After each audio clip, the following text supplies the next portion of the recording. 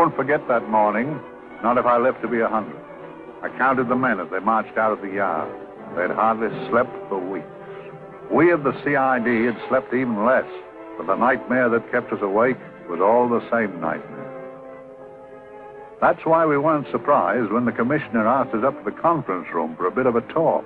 He'd talked to us plenty, we knew that. It didn't help any to know what was ahead of us.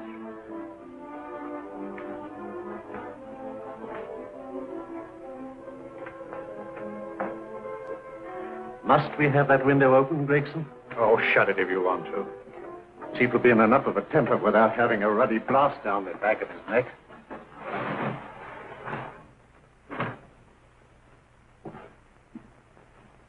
Gentlemen, the commissioner. Stuffy in here. Be seated, won't you? Gentlemen, if you wish to know what able men you are, read any of the works of popular fiction that glamorize your achievements, but don't, I beg of you, read the daily papers.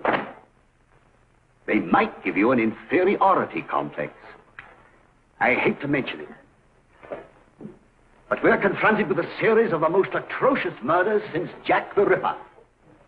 And in the meantime, the CID might as well be playing at shove halfpenny for all the good we've accomplished. Now look. Here, here, and here. Each of these red flags scattered through the city stands for a woman brutally murdered, a woman's terror, a woman's death agony. These are no ordinary crimes. These are the works of a fiend who kills first and mutilates afterwards. A ghoul who hacks off a part of his victim's body and carries it away with him, a loathsome souvenir of his butchery. 3 women murdered so far, and you haven't turned in one clue. You haven't given me one lead. Here you sit and wait for news of a 4th victim, with your arms folded.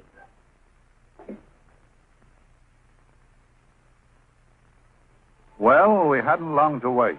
It was down Lambeth Way where a young woman was hurrying home late last night. She saw something and stopped. It was a constable. He spoke to her, and he walked along with her, just in case. He saw her go down the stairway to the basement lodging where she lived. We can only surmise what happened after that.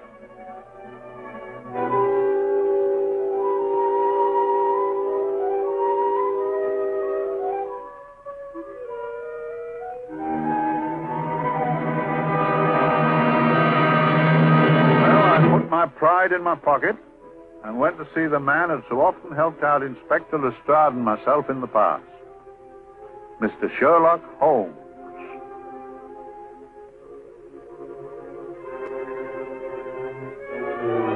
If ever a man needed help, I did.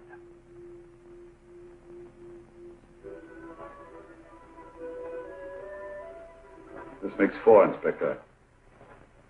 4 defenseless women here in the heart of London. And everyone with the right forefinger hacked off. Not hacked, Inspector Gregson.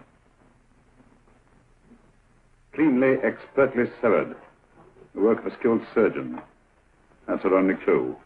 Much about the age of my sister's girl. Is there no way of stopping this, Mr. Holmes? Yes. There's a way, somehow. The fiend that did this. I promise. I promise. We've nothing to go on. That's the rotten part of it.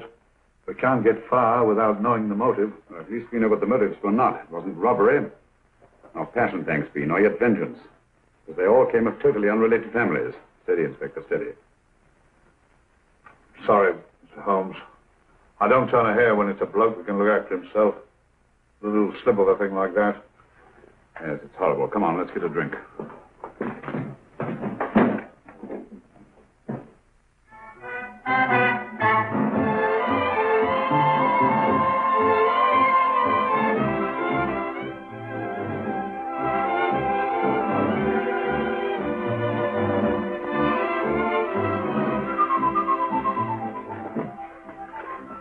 Mr. Holmes. Evening, Vincent. Whiskey and soda, please, and a double for my friend here, Inspector Gregson. Thank you, sir. Make mine Irish. Decent of you to give me a hand with this thing, Mr. Holmes. Always a pleasure to be of help to Scotland Yard, Inspector. Little out of my line. Looking for a maniac who murders just for the fun of it. Or perhaps just to get a human finger. In all 4 cases, murderer risked capture by stopping to secure a finger. Well, what for? Who knows? He's just a madman.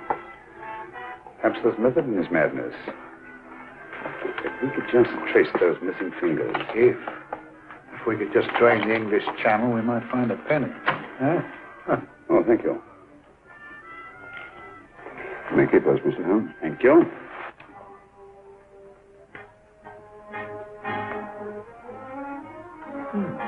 Sir George Fenwick, isn't it? Yes. Is that his daughter with him? Don't be so naive, Inspector. You know everyone, don't you, darling? Well, hardly. A week ago, I didn't know you. A week. How fast it's gone.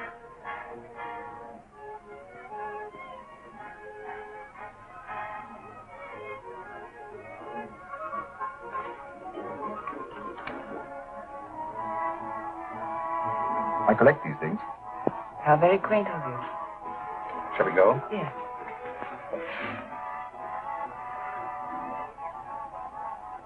What are you looking at, Mr. Holmes?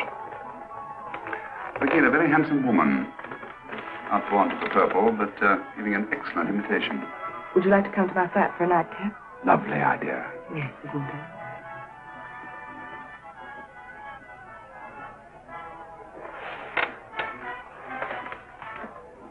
I wonder where she's taking Sir George Fenwick.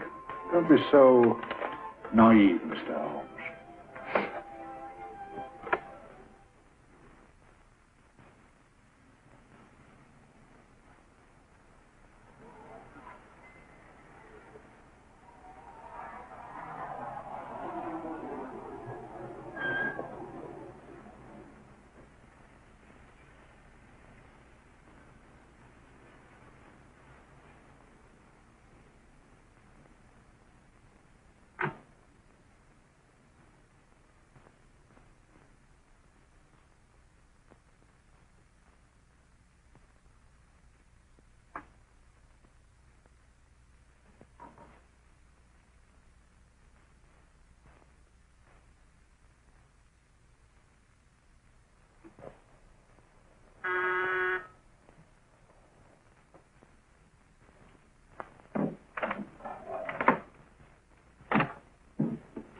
Good evening, Mum. Hello, Grandin. Any messages? No, Mum.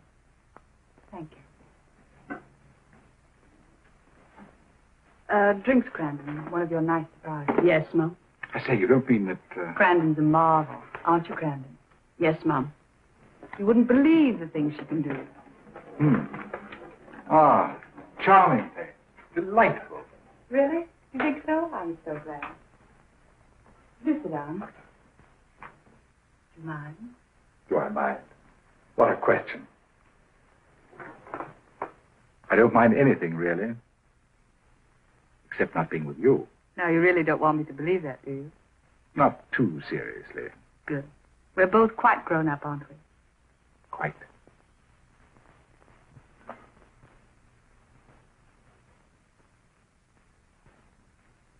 You're a treasure, Grandin.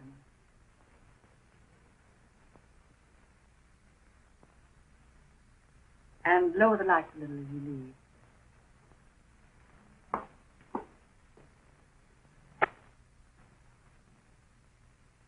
I prefer a more flattering light. In any light you'd be... Would I? And don't you know it? Perhaps I do.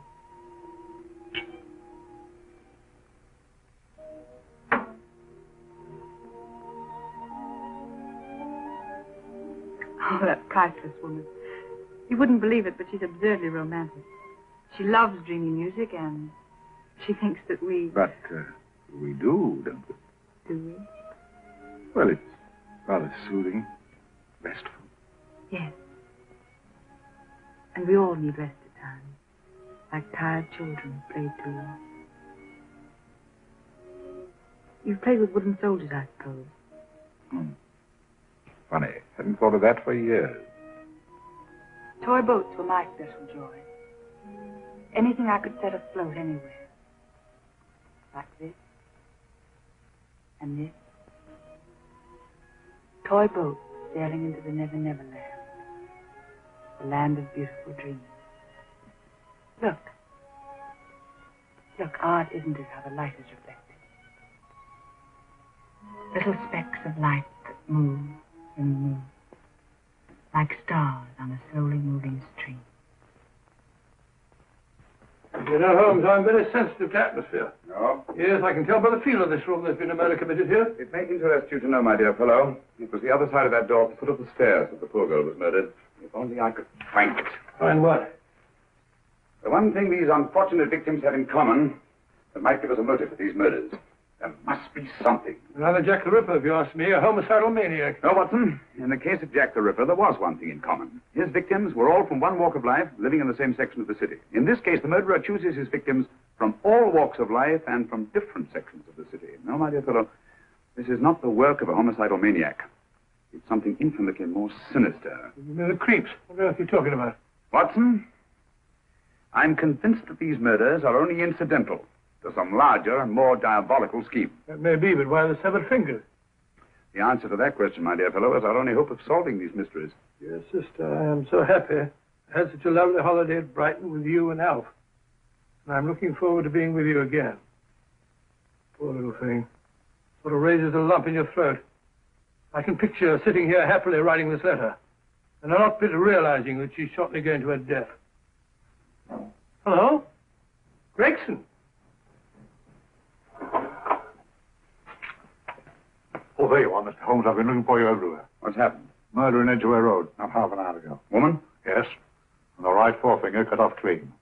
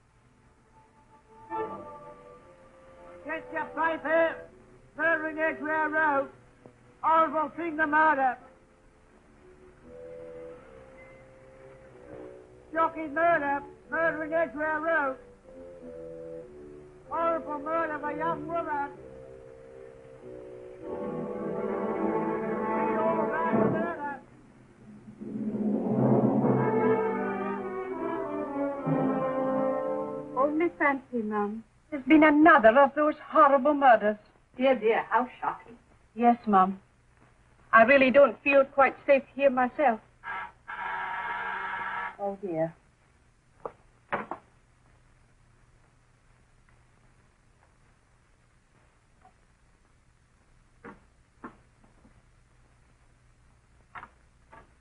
Why, Sir George! I must see Miss Marlowe at once. I don't know if she... I must see her. Where is she? Lydia. Why, Sir George, what is it? What happened? I don't know. You'll have to help me. You've got to help me. But I don't understand. Listen. I woke up a few minutes ago in a cheap boarding house off Edgware Road. I don't know how I came there. I don't know when. The last thing I remember is being here with you. Calm yourself, Sir George. When did I leave here? Well, it was about, it was 10:45, Mum. Precisely. You seemed, forgive me, just a little distressed. Detached, not interested. I thought I'd said something to offend you. I don't remember.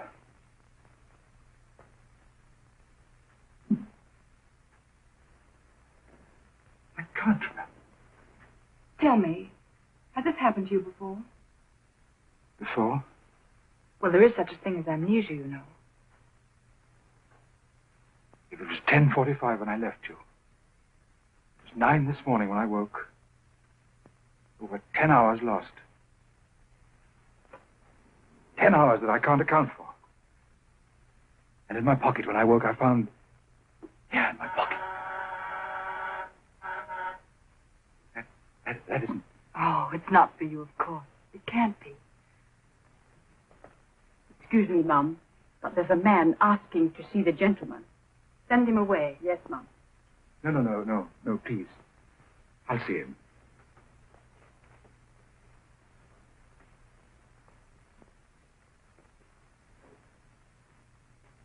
Well? Delightful room. Not much like the place you woke up in this morning. You followed me here? Yes. Are you a detective? Oh, no. Quite the contrary. Don't be afraid, Sir George. You know my name? Oh, yes. A very old and highly honored name. And being the bearer of such a name, and also a very wealthy man, I thought you might care to possess yourself this trifle. Rather than let it fall into the hands of the police. It is yours, if I'm not mistaken. The initials, GF. Where did you get this? It came out of your pocket. I saw it fall, but you never noticed. You were very busy, bending over something with a knife. Then you put something in your pocket.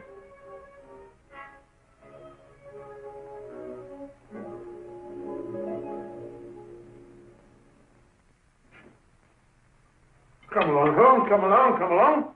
How many more times must I tell you? You're missing a treat. This is delicious. Little jam tarts to follow. Aren't you tempted? You and your flesh pots. They tell me that fish is good for the brain. Brains haven't any.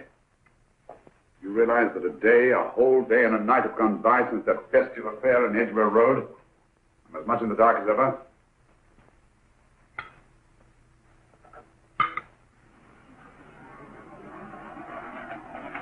Hello, here comes a client, unless I'm very much mistaken.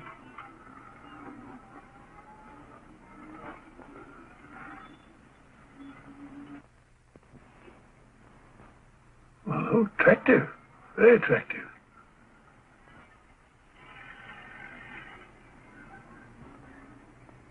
Obviously, she left home under the stress of some very great emotion. How do you know that? She isn't wearing any gloves. A startling omission in a young lady of fashion. Oh, she didn't put her coat on. Open car, too.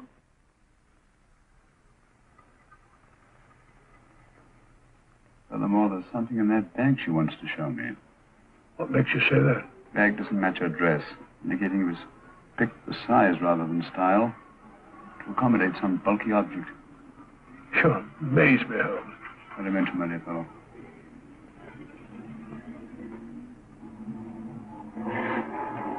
Well, that's interesting. What is? The cab, turning at the empty house. Wonder why he followed her here. Oh, wouldn't you? Quite possibly with glasses.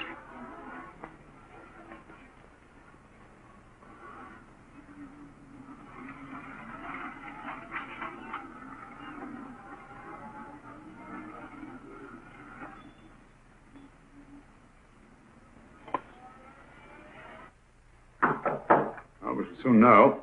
Yes, Mrs. Hudson? It's a young lady, sir. Most urgent. Ask her to come in. Go right in, miss. Mr. Holmes? Yes, this is my friend, Dr. Watson. How do you do? How do you do? Mr. Holmes, you must excuse me, please. Yes, well, won't you sit down? Come along. May I? It's quite all right.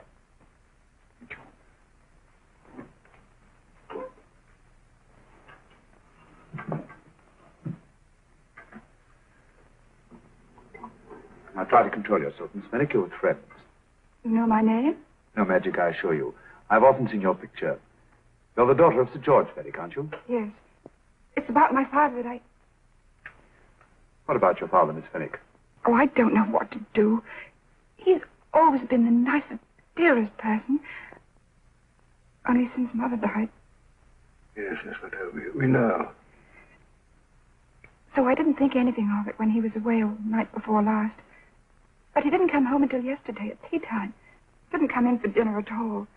Just paced up and down in the library hour after hour. I begged him to let me in, but he wouldn't. Steady, steady. Now take your time. I couldn't sleep a wink last night. Then I started hearing things. Hearing things? What sort of things? I heard someone in the garden underneath my window. Then I saw a figure moving down the garden path. And I recognized my father. Stealing through his own garden like a thief.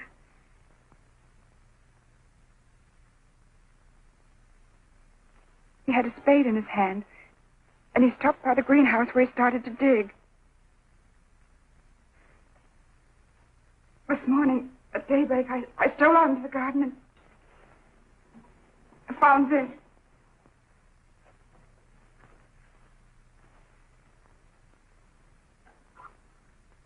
A finger.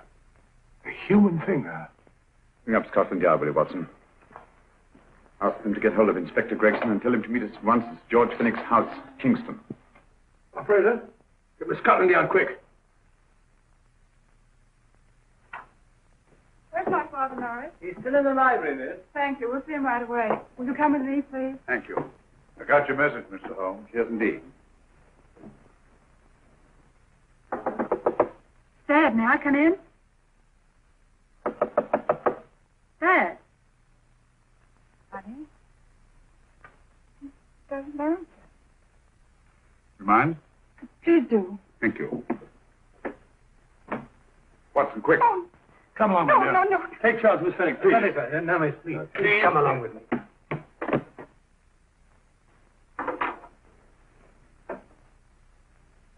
Dead? Yes. What do you make of it, Doctor? Shot in the back, between the second and third ribs. The bullet undoubtedly had penetrated the heart. Look at the powder marks on his coat. I was afraid of this. What do you mean? Don't you remember the man in the cab who followed Miss Fenwick to Baker Street? Well, you don't think he had anything to do with it, do I you? think it's reasonable to assume that he tipped off someone that I've been sent for. George has obviously been murdered to keep him from telling me what he knew.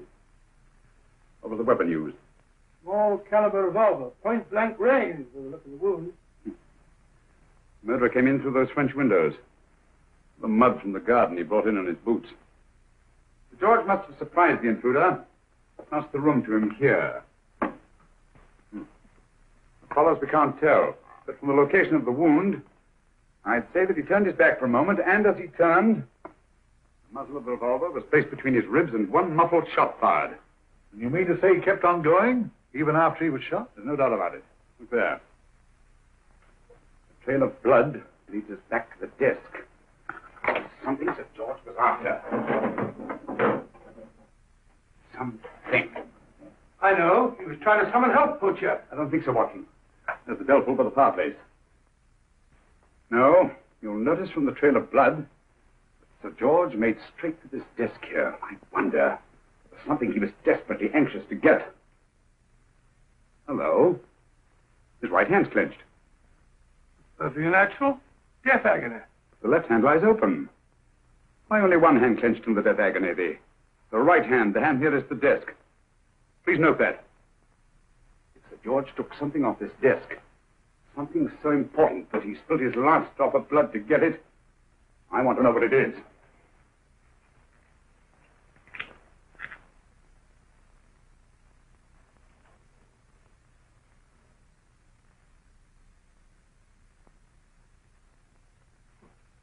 Nothing but an ordinary match folder.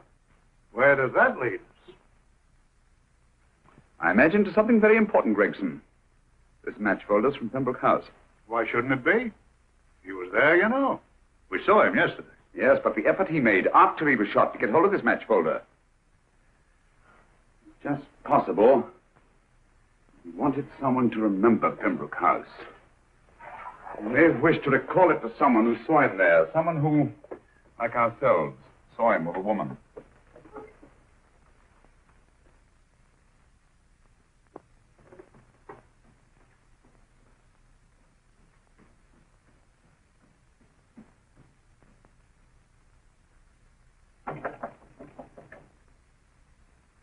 Come in. Oh, Dr. Watson, this came by hand for Mr. Holmes not 10 minutes ago. Thank you, Mrs. Elson. That would be the report from Mr. George's bank. What, Mr. George? Oh, really? Don't you remember his daughter told us that he just closed his account? And it looked into it once.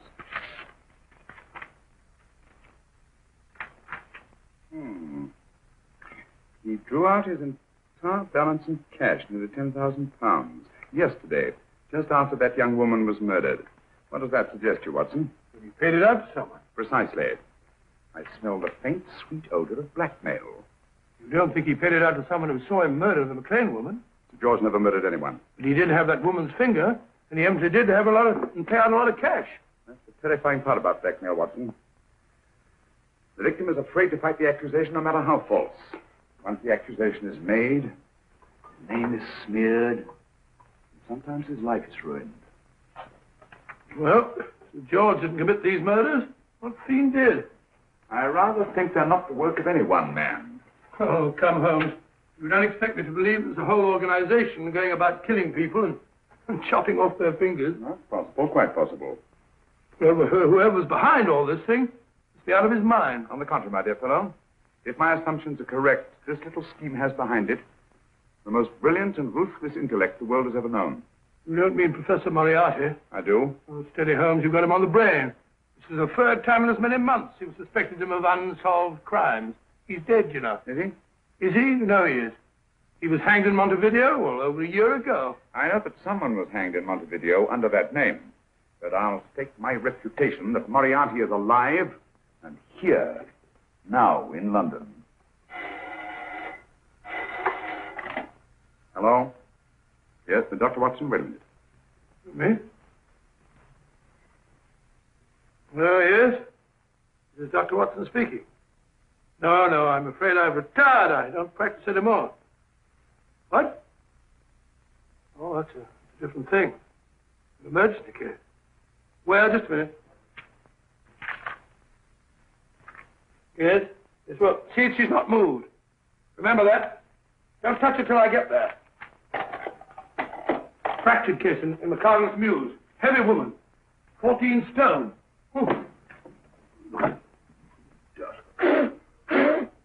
14 stone. Just the sort of person who would hoist herself up on a stool to feed the canary. There ought to be a law against fat people keeping little dicky birds. Well, so long, old man. I shan't be very long. I haven't used that bag since I bought little Amelia. What's her name in the world? Grew up to be a very attractive child. Oh, who wouldn't with a name like Amelia? Oh, Amelia. Amelia.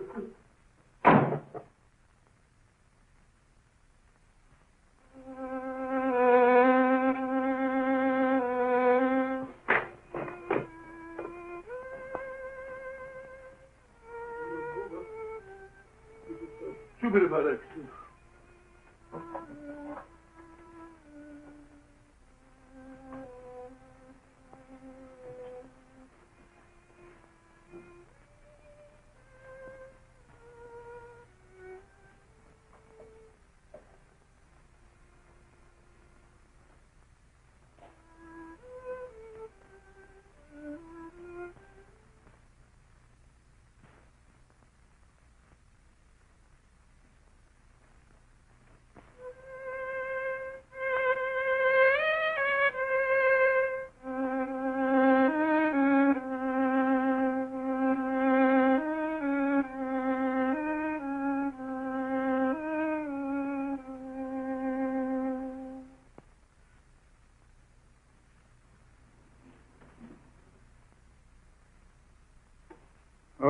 Professor Moriarty.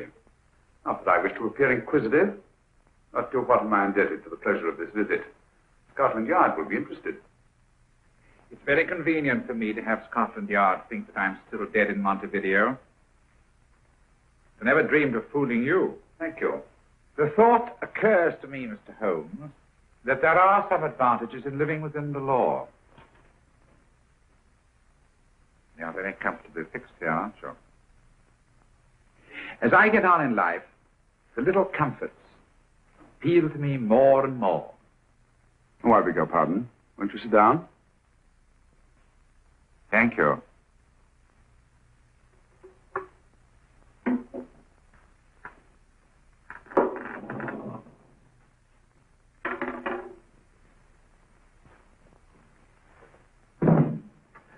And now, Professor Moriarty, what can I do for you? Everything that I have to say to you has already crossed your mind. And my answer has no doubt crossed yours. That's final?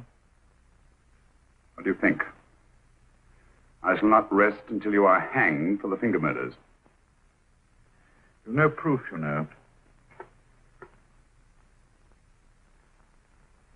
No, not a shred. But I have you. I could turn you over to the police here and now. You could. If you did, you'd never see Dr. Watson again. Oh, the telephone call. Quite. I rather assumed you had taken some such precaution. Or I should have snatched up a revolver and indulged in a fit of heroics when you came in. Very smart, aren't you? Not smart enough. Or I should have anticipated you. But if any harm comes to Dr. Watson, I shall seek you out. I shall not rest until I find you, and when I do... No harm will come to Dr. Watson this time. But I can't answer for the future. Mr. Holmes, I should strongly advise you to drop this case. Don't be silly. Think it over. We've had many encounters in the past. You hope to place me on the gallows. I tell you I shall never stand upon the gallows. But if you are instrumental in any way in bringing about my destruction, you will not be alive to enjoy your satisfaction. We shall walk together through the gates of eternity, hand in hand. What a charming picture that would make. Yes, wouldn't it? And I really think it might be worth it.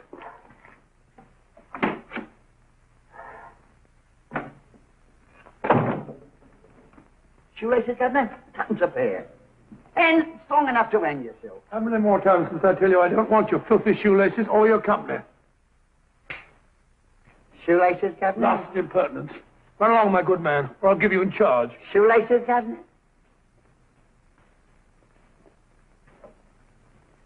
Shoelaces, Governor? Help a poor bloke. What's only got one arm? Any luck with Mr. Holmes? You can read his obituary in tomorrow's papers.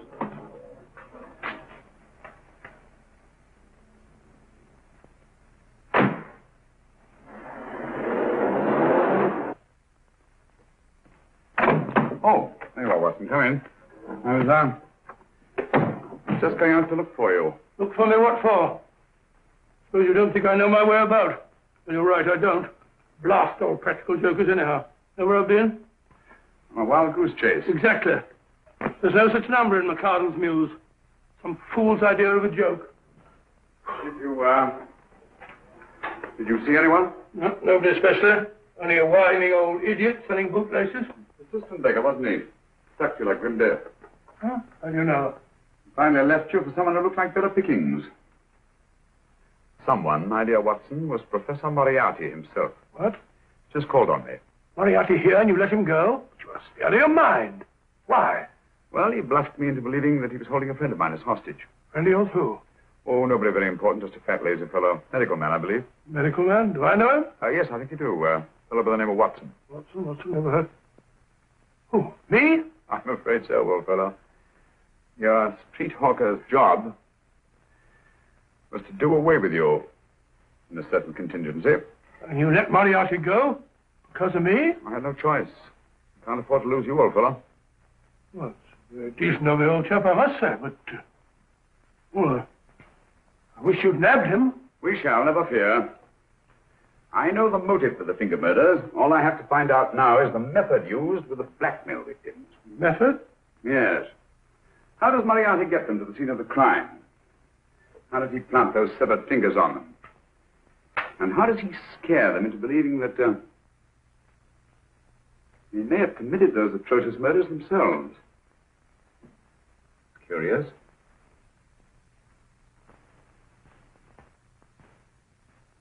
Very curious. Curious? What's curious? That window in the empty house across the street. First floor front. Oh? What's wrong with it? It's open. Well, shouldn't it be open? It wasn't open half an hour ago. I'll stake my life on that. Well, it's not our business. Let it stay open. I wonder if you'd go over, old fellow, and see what's the matter. Trespassing. Against the law. Well, I'll go myself. Oh, well, if you're going to put it like that, ridiculous waste of time. Think about shutting windows at this hour of the night. Yeah, you'd better take this torch. No, take what? Dignified job for a doctor. Dr. Watson, the torchbearer. And what do you propose to do? Sit in a comfortable chair, I suppose, and read a good book. That's a very good idea. Yes, very good idea. While I play night watchman, you have a nice read. Mm-hmm. Good night. Have a good time. Good time. What do you mean?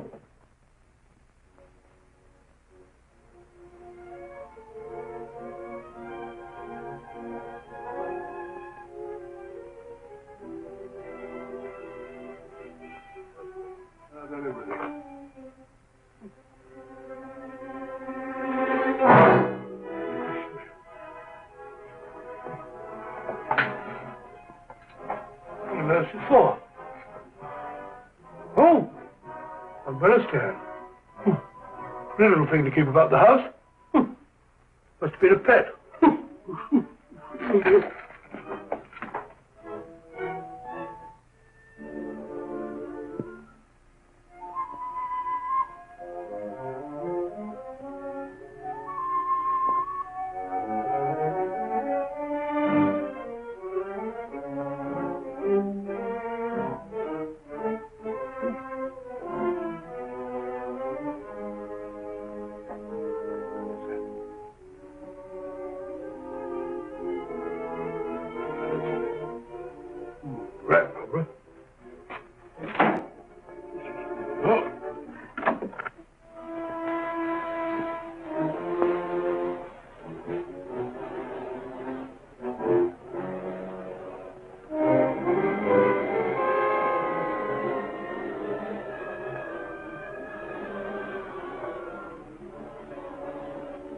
He sits comfortably reading a book.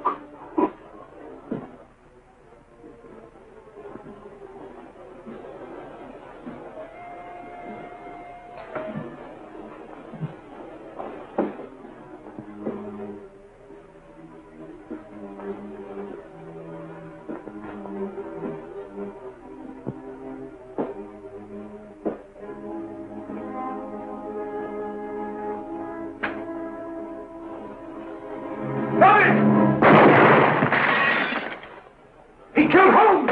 He killed Sherlock! Watson. You? But I saw him shoot you a second ago. Not me, my dear fellow. Merely the bust of Julius Caesar. Incidentally, you may have noticed that all through the ages, prominent men have prominent noses. Oh, I'm afraid we're in for terrible trouble again with Mrs. Hudson. Windows smashed, plaster all over the floor. Get up, you.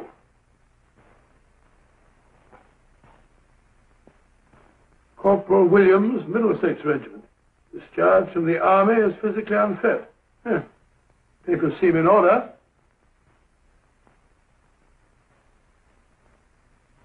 Now, Corporal Williams, you've seen service in the Far East, haven't you? The East. I thought so. Look at his complexion, Watson. Yellow as saffron. He's been taking antibrine. Cure for malaria. Sniper, aren't you? Sniper. Why did you try to kill me? I had to kill him. I had to. Oh, snap out of it. Stop it, Watson. He's shamming. No, he isn't. Who told you to kill me? She told me. She told you? She told me I couldn't miss. Well, luckily you did miss, you murderer. He isn't a murderer, Watson. Listen, Corporal Williams. She told you you had to do it, didn't she? I had to do it. I've got it, Watson, I've got it. Got what? The method used in the finger murders. Well, what is it? Hypnotism, my dear fellow. Hypnotism. And it wasn't against his nature. That's the devilish part of it. They picked a man for their purpose whose job was smiting. Who are they? Professor Moriarty and his finger murderers. Williams spoke of a woman. I think you'll find that she asked him home tonight for a drink. Nice quiet rooms, soft lights, music. You've got it all pat, Mr. Holmes. What's the lady look like? Up 30, nice figure, blonde, lustrous eyes. Really? Got a phone number? Williams will give us her address. Look after him, Gregson. Don't let anyone come near him. He's our key witness in the finger murders. Well, I hope you're guessing right, Mr. Holmes. Get up, Williams.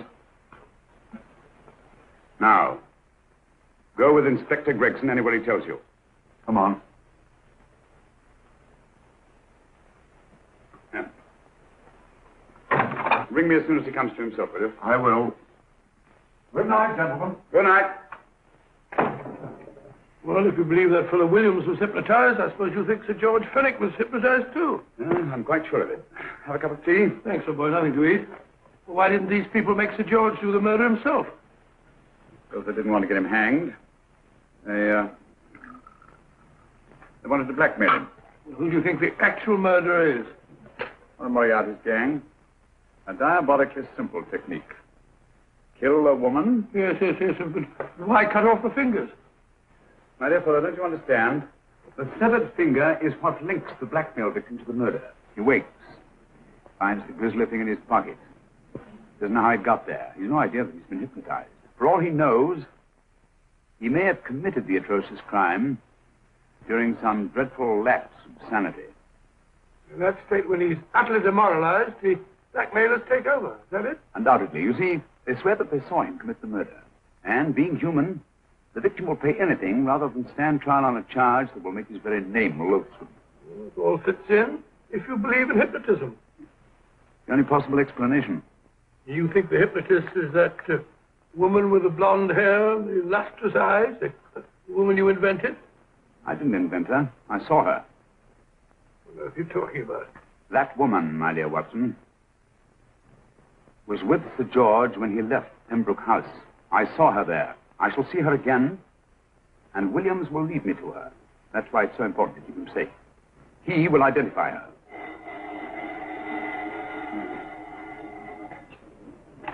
Well, yes? Inspector Gregson? What? I'll get every constable in the district. Yes, I'll be over at once. What's happened, Holmes? Williams is missing. Great Scott! Come on.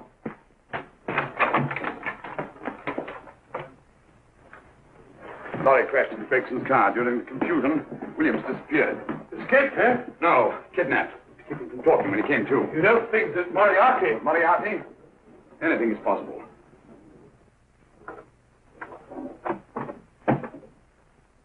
Williams! Dead. You see? Anything is possible.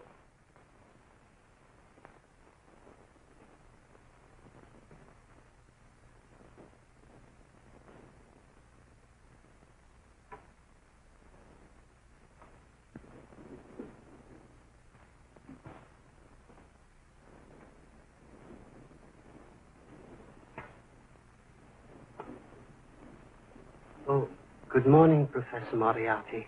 You startled me. I'm dressing another darling, a dear little nurse.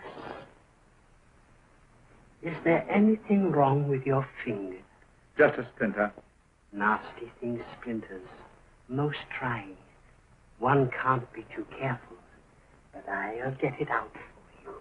I have the very instrument to help you. Sharp enough to split a hair. Put those tools away until they're needed. But they're not tools, sir. They're instruments. Put them away. Is Lydia in? Yes. But really, you should let me. Get dressed. Holmes and Watson just left Baker Street for the Mesmer Club. Mesmer Club? The meeting place of all the top hypnotists in London. Do you suppose that Mr. Holmes is onto our method? If he suspects, it's merely a suspicion. It's our business to see that it ends there. I hope you're right. Williams passed away before he could talk, remember? What do you want me to do? Go to the Mesmer Club, meet Holmes, and induce him to come back here. Isn't that a bit dangerous? Every meeting with Sherlock Holmes is potentially dangerous. However, you say he didn't see your face at Pembroke House. And how would you suggest I get Mr. Holmes to accompany me here? Kidnap him? Oh, no. Holmes has one weakness. His insatiable curiosity. If you can arouse that, you can lead him anywhere. It's up to you to take advantage of any opportunity that may arise. This way, please, gentlemen. I'll tell Dr. Onslow that you're here. Thank you. And this is the Mesmer Club. If you ask me, hypnotism is a lot of mumbo-jumbo. Oh, come now, Watson. As a medical man, you must admit that hypnotism has its place in modern science. That may be, but 90% of hypnotists are crooks of the worst kind. Nothing more than a lot of charlatans exploiting weak-willed morons. Ah, Dr. Onslow, I believe. Happy to meet you, Mr. Holmes. Your brother Mycroft suggested I might be of help to you. He's a valued member of our little group of charlatans and crooks. Beg your pardon, sir. I didn't know you were listening. Behind the curtain. My friend, Dr. Watson. Oh, delighted. I wonder now. You see, we're in the midst of a little experimental session at this very moment. If you'd care to join us. Certainly. That'd be very instructive. Oh, well, will you follow me? Thank you. Behind the glass of curtain. In treating his case. But today, the therapeutic value of hypnotism, as we now call it, is conceded by innumerable physicians. Especially is of value in surgical cases where the administration of local or of general anesthetic is inadvisable. Inadvisable poppycock. For the sake of latecomers, I may say that I have placed this subject under profound hypnosis. In this condition, he can feel no pain, even under applications which normally would be excruciating. Excruciating? Excuse me, please. Carter, you are having a peaceful sleep. You feel nothing. Your arms and your hands are without sensation. Mowbray, the long needle.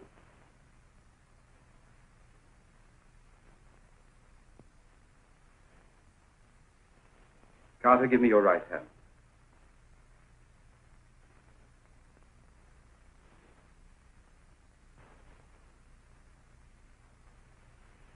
As you observe, the needle has been thrust completely through the subject's hand. No feeling, no pain. This lack of feeling is the one infallible test of profound hypnosis. Nonsense. Fellow's full of drugs. Oh, isn't he? Definitely not, Doctor. Wake up, Carter, wake up. You feel well and rested, remember. No pain anywhere. Wake up, wake up. I say, when are you going to begin? All through, Carter. Stand up. This way, sir. And, these all the people that come here? Oh, no. Others keep dropping in all the time. I suppose it's all right for those who believe in it, but of course, I'm a professional man myself. Then you don't believe in hypnotism, Dr. Watson? I don't deny that there are certain types of hysterical, feeble-minded people who go under if you point your finger at them. But anyone with an ounce of character... How right you are. You see right through our little artifices, don't you, Doctor? Right through, my dear sir. Right through. Right so. But with the feeble-minded, as you say... excuse us, Mr. Holmes. Certainly. Step over here, won't you? Certainly, sir. Anything to oblige. Let me show you how easily we charlatans take advantage of them. Now, sit down, Doctor. Now, we set a thing like this in motion. It's wonderful, the attraction on the feeble-minded, of course. The continuous motion, if they just let themselves follow it. Of course, you could stare at it till doomsday, Dr. Watson, with no effect at all. still, it might make you a little drowsy, like the white ribbon of road at night when you're driving. The rhythm is smooth, unbroken, and the road goes on and on, round and round, always the same, winding and winding. And you're drowsy, you're tired. Let the road come into you, as it were. The long road, the smooth road, the road to sleep. Sleep.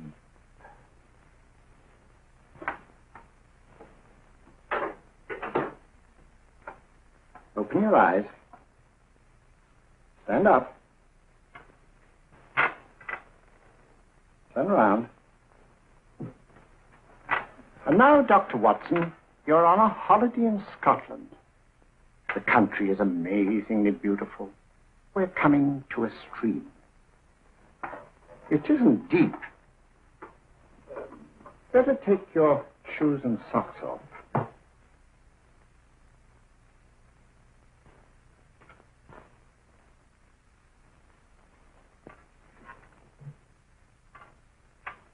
Roll up your trouser.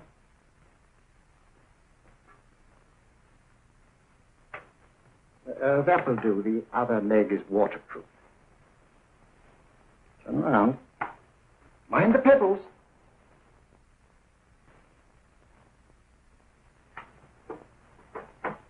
Sit down.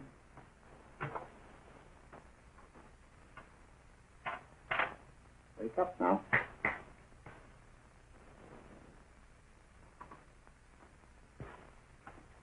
There, I see. What did I tell you? It didn't work with me. Why, nobody with an ounce of character.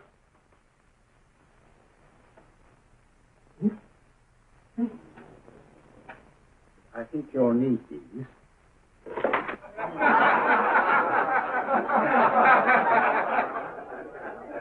Nothing to laugh at. Watson, she's here. Oh, woman you're looking for? Yes, I'm going to meet her. Perhaps I can induce her to take me to Moriarty. Do you think it's wise, Holmes? It may not be wise, but it's essential. After all, I've held my own with Moriarty in the past. But isn't it dangerous? She might be a hypnotist. My will isn't stronger than hers. I deserve to be hypnotized. I feel I must protest, Dr. Onslow. I was told this was a gathering of serious students of a great science, and I find myself in a company of buffoons. Oh, my dear madam. Elliot, they are brave. Were those men martyrs for the truth? That you may laugh over your childish, cruel tricks?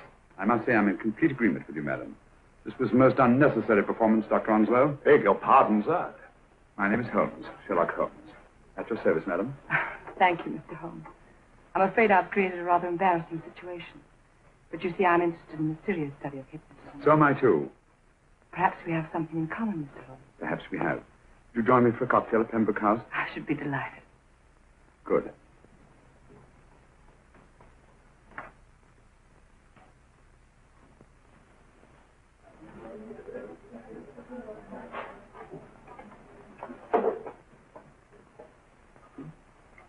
Thank you. I didn't know there was such a pleasant place in London. It was so nice of you to suggest our coming here. I thought a little pick-me-up would do us good. You mean you thought I looked... I like the way you look. Thank you. I suppose I did lose my head a little at the Mesmer Club. But you see, hypnotism is almost a religion with me. I know so well what it can do to help, heal. And I can't bear to see it used for trivial purposes. I know very little about it. That's why I went to the Mesmer Club. You see, I'm rather puzzled just now with the case that I'm working on. How fascinating. Tell me about it. The murder of Sir George Fenwick. Fenwick? Who's he? Quite a well-known figure. Odd now I come to think of it. Last time I saw Sir George was here at Pembroke House. Strange. Yes, isn't it? He was sitting, I believe he was sitting at this very table. Cigarette? Thanks. Do go on. There was a charming lady with him. He was lighting a cigarette.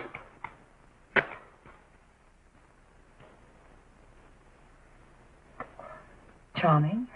Did you see her face? No worse, Mike. Merely her back. How unenterprising of you. Yes, wasn't it? Afraid I'm getting a little older. I shouldn't say so. That's nice of you. Still, the first time in my life, I've got hold of a case that's beyond me. I'm actually losing sleep over it. You know, Mr. Holmes, I believe I could help you. Really? I should be very grateful. You're amused. No.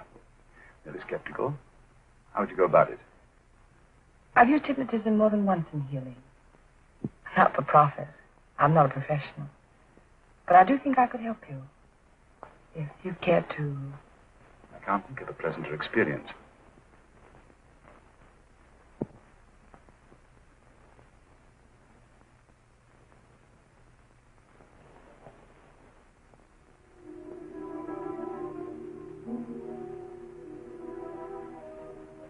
Low light, music, is that all there is to it? You must relax, Mr. Holmes. I'm afraid you're a rather difficult subject. So I thought perhaps a little help. Materia medica might be advisable. Drugs?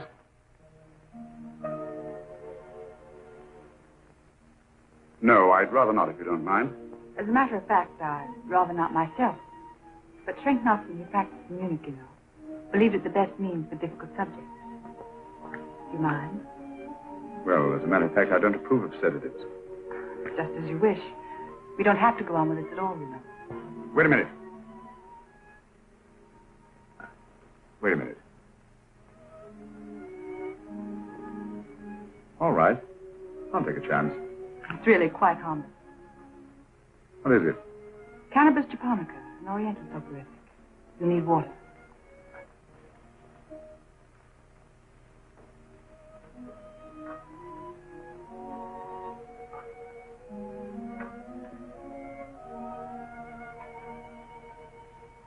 Thank you.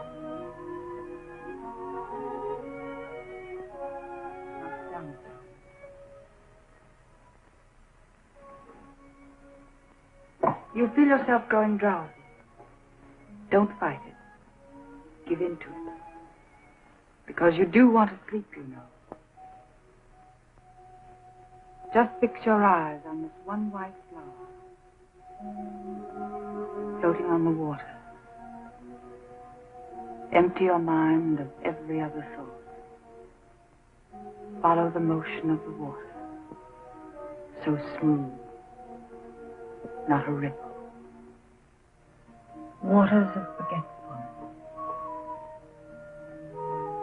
Steady. Deep. Strong.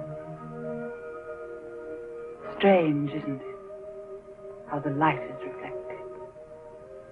Little specks of light that move and move.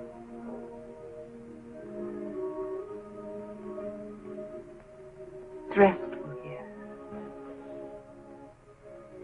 Peace. Friendly. And you're very close to finding what you're looking for. You'll find them soon now. The guilty ones. When you're rested, gentle waters are closing over you. Steady, deep, strong, drawing you down, down, down.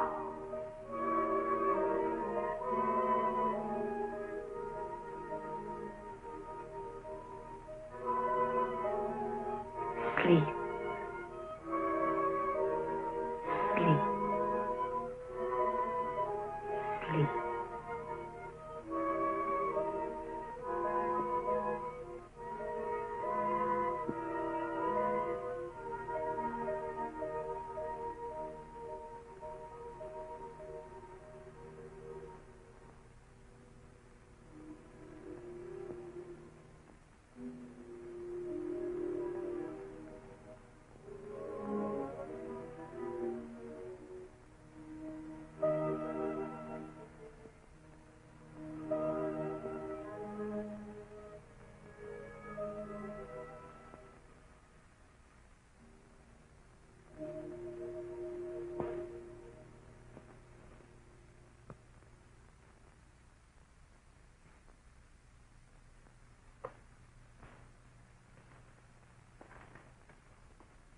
Here he is, Professor Moriarty. Stand up, Mr. Holmes.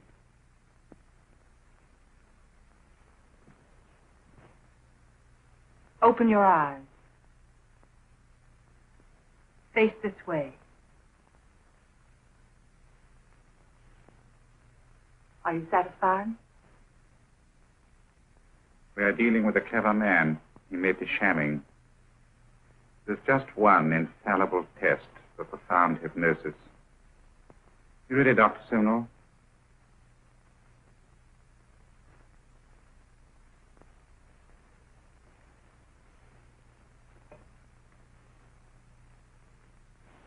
That will do, Doctor. He couldn't fake insensibility to the knife. I congratulate you, Lydia. Turn round, Mr. Holmes. Now walk to the desk.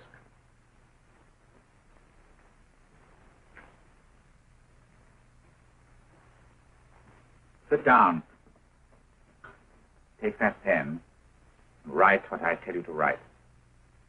I have at last found a case which I cannot solve.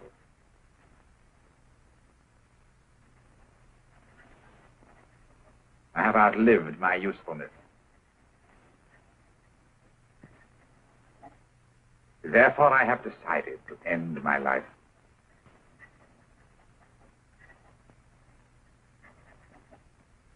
Sign your name. Now blot it.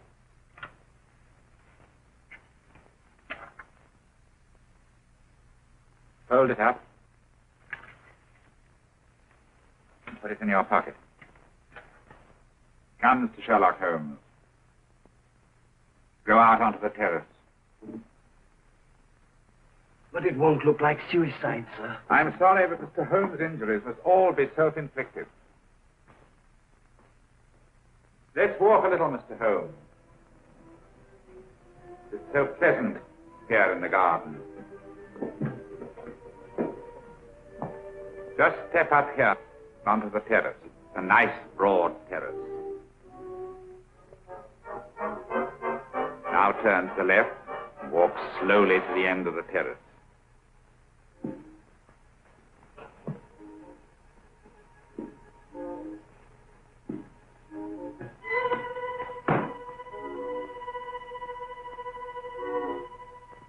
Don't stop. You must walk to the end, you know.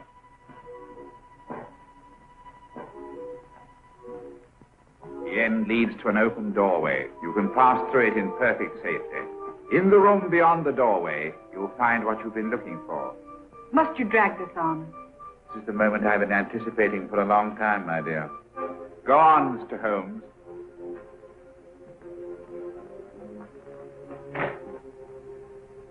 Through the open doorway, you will find the man responsible for the finger murders in the death of Sir George Fenning. Professor Moriarty. Holmes! Stand still! What a beautiful view, Watson. I'm quite enjoying it. No, you're not. You're hypnotized. You're under a spell. Stand still. Don't move. Steady, Holmes. Steady, does it? Stand perfectly still where you are. Nonsense, Watson. You don't know what you're doing. Of course I know what I'm doing. You mean you're not hypnotized? Certainly not. Then get off the wall, you idiot. Oh, look out! Holmes! Dear fellow. What were you doing up there? Holding the fort until you arrived. What kept you? Oh, I ran into a spot of trouble on my way to Scotland Yard. I was arrested for exceeding the speed limit. Your luck seems to hold, Mr. Holmes. I'd hardly call it luck, Professor. You see, I substituted a drug of my own for the one that this dear lady pressed on me. You are clever, aren't you? A drug that, although it leaves the subject conscious, renders him quite insensitive to pain. That accounted for my lack of reaction to Dr. Simnel's knife. Well, Gregson, quite an impressive haul. Even Inspector Lestrade himself couldn't have done any better. Thanks, Mr. Holmes. Take him away. All right, put her in the van. I was right, Mr. Holmes. You are a difficult subject. Thank you. And now, Professor, our score is settled. Au revoir until I see you on the gallows. The rope has not been made that'll go around my neck. Come on.